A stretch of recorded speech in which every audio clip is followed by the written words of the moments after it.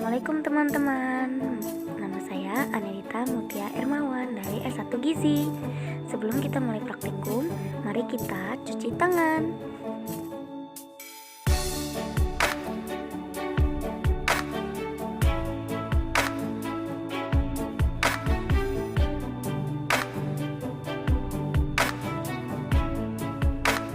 Oke, mari kita mulai praktikumnya.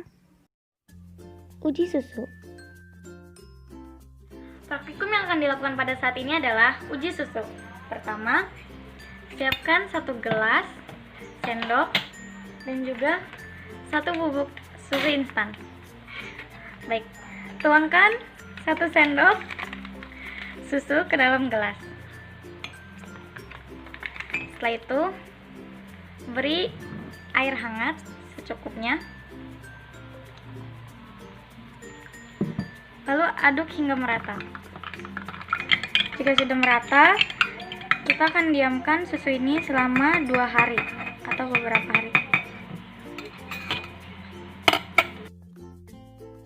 Selanjutnya, kita siapkan 1 gelas, sendok, dan juga 1 bubuk instan. Kita masukkan susu bubuk instan ini 1 sendok makan ke dalam gelas. Lalu berikan air secukupnya dan aduk hingga rata. Setelah rata, kita masukkan ke dalam kulkas. Kita taruh dalam kulkas dan diamkan selama beberapa hari.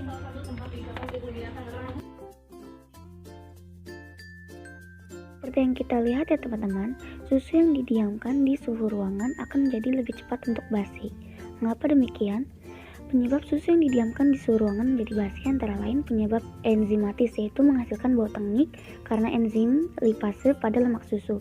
Lalu ada penyebab bakteri terjadinya fermentasi laktosa menjadi asam laktat dan hasil-hasil metabolisme yang berasal dan bersifat volatile. Terakhir, penyebab mekanis, yaitu absorpsi bau-bauan yang berasal dari lingkungan.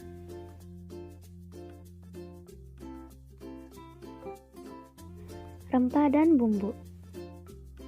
Ini adalah bahan yang akan kita gunakan. Yang pertama ada bawang bombay. Ia berjenis umbi lapis, bentuknya bulat, kulit luarnya berwarna coklat, dan dagingnya berwarna putih. Lalu ada bawang putih. Ia juga termasuk ke dalam umbi lapis, bentuknya pipi, warnanya putih, dan tidak sebesar bawang bombay. Lalu ada kunyit, ia termasuk ke dalam jenis akar, bentuknya panjang, kulit luarnya berwarna coklat, dan dagingnya berwarna orange. Lalu ada cabai, ia termasuk ke dalam jenis buah, bentuknya panjang, dan warnanya merah atau orange.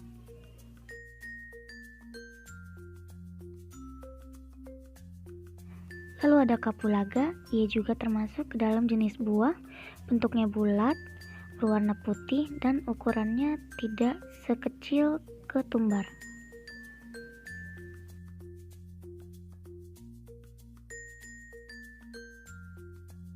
Setelah itu ada kayu manis, ia termasuk ke dalam jenis batang, warnanya coklat, bentuknya panjang, pipih, dan beraroma manis.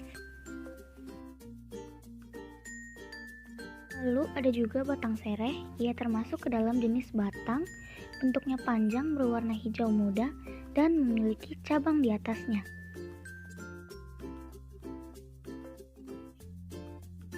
Lalu ada ketumbar, ia termasuk ke dalam biji buah, bentuknya bulat, berwarna putih dan ukurannya kecil.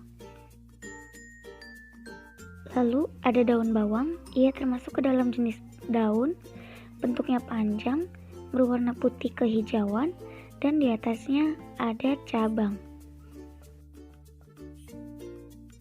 Lalu ada cengkeh, ia termasuk ke dalam jenis bunga, bentuknya panjang, lalu ada sedikit bulat di kepalanya, dan berwarna coklat.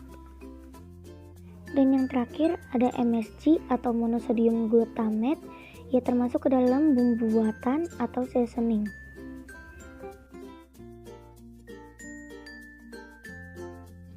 Uji buah. Praktikum untuk kali ini adalah uji buah. Buah yang akan kita gunakan yang pertama ada apel, bentuknya bulat dengan ujung pangkal berlekuk datar. Kulit buah berwarna merah, daging buah manis, tekstur dilihat dengan sedikit kandungan air. Apel ini memiliki banyak vitamin, yaitu vitamin A, vitamin D, vitamin B12, dan vitamin C. Lalu buah yang kedua ada mangga. Ciri-cirinya adalah bentuknya lonjong, kulit luarnya berwarna hijau, dan dagingnya berwarna orange.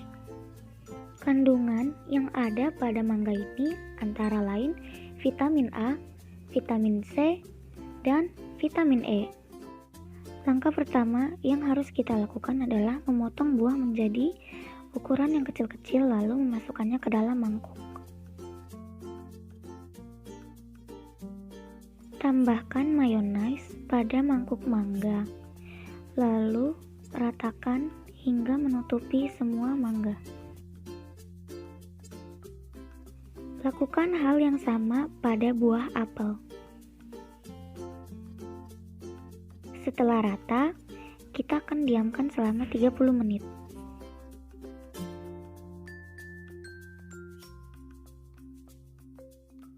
Mayonaise merupakan suatu emulsi dari kuning telur dan minyak. Bahan dasar mayonaise terdiri atas minyak, telur, dan cuka. Maka dari itu, saat mayonaise dicampurkan dengan buah-buahan, maka akan terjadi perubahan warna yang lambat. Lalu, buah akan menjadi lembek karena cairan dalam buah keluar dan lemaknya diserap oleh mayonaise.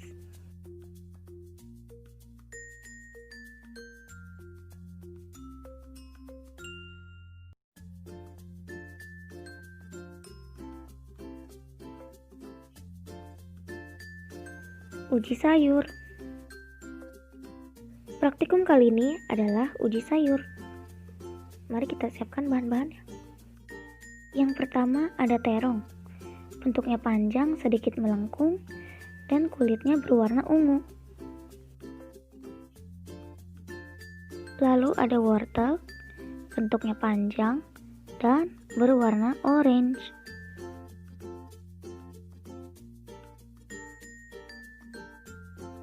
Lalu yang terakhir ada sawi. Daunnya berwarna hijau tua dan batangnya berwarna hijau keputihan.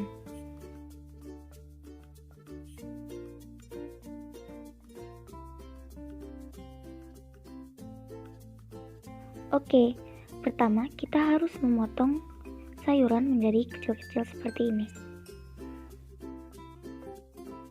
Lalu masukkan air ke dalam panci secukupnya. Nyalakan api berukuran sedang. Masukkan terong, wortel, dan sawi. Tambahkan 2 sendok makan cuka.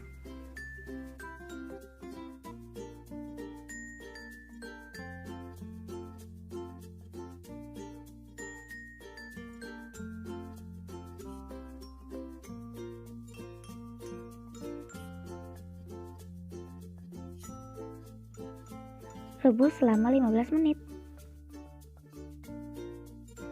Dan ini adalah hasil yang didapatkan setelah direbus selama 15 menit.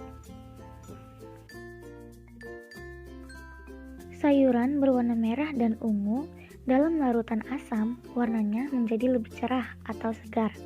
Hal ini karena adanya zat antosianin dalam sayuran. Sedangkan pada sayuran hijau, sayuran akan menjadi kecoklatan saat ditambahkan larutan asam.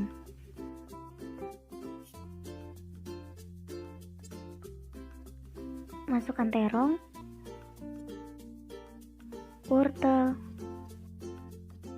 dan sawi ke dalam panci. Tambahkan 2 sendok makan baking soda.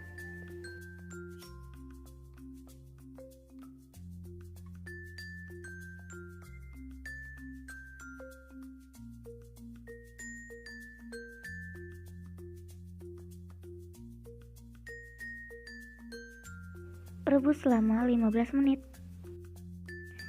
Dan ini adalah hasil yang didapatkan setelah direbus selama 15 menit. Tidak seperti larutan asam. Saat sayuran ditambahkan larutan basa, warna pada sayuran akan menjadi kebiru-biruan dan sayuran pun menjadi lebih lembek atau lunak. Sedangkan untuk sayuran yang berwarna hijau, warna hijau ini akan menjadi warna hijau segar dalam larutan basah. Penambahan soda kue pada sayur akan merusak vitamin B atau tiamin. Penambahan soda kue yang bersifat basah akan membuka serat pada sayuran, terutama ikatan pektin dan klorofilnya, sehingga tekstur sayuran menjadi lebih lunak. Namun, terjadi pula kerusakan klorofil yang akan membuat warna hijau sayur memudar. Selain berpengaruh terhadap warna, soda kue juga menyumbang rasa pahit pada sayuran. Sekian penjelasan praktikum dari saya. Saya pamit undur diri. Wassalamualaikum warahmatullahi wabarakatuh. Dadah.